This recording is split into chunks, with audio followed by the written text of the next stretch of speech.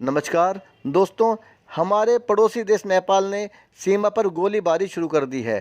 पड़ोसी से खराब रिश्ते हमेशा ही नुकसानदायक होते हैं, लेकिन नेपाल जैसा एक परंपरागत मित्र देश अगर इस तरह की हरकत करे तो निश्चित रूप से बहुत सारे सवाल खड़े हो जाते हैं।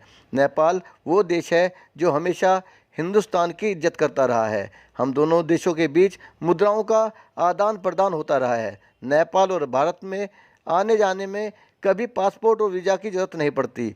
लाखों की संख्या में नेपाल के लोग भारत में रोजगार की खोज करने आते हैं, लेकिन कुछ दिनों में ऐसा क्या हुआ कि जो देश भारत के सामने नजरें नहीं उठा सकता था, आज गोलियां बरसा रहा है।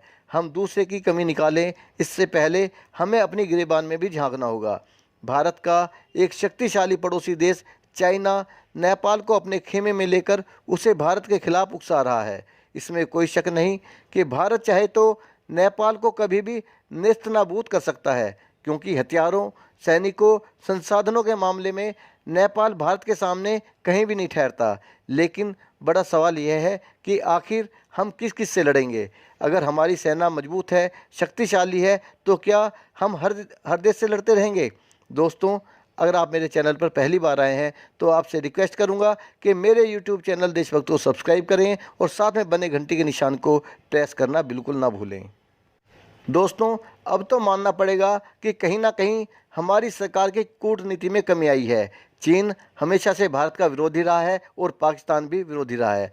आज हमारी सुस्त विदेश नीति की वजह से पाकिस्तान और चीन मिलकर एक महाशक्ति बन चुके हैं, और ऐसे में श्रीलंका, म्यांमार और नेपाल जैसे पुराने देश भी अगर भारत को छोड़कर विरोधियों के खेमे में चले जाते हैं तो मानना पड़ेगा कि हमारी कूटनीति और विदेश नीति बिल्कुल कबाड़ा हो चुकी है।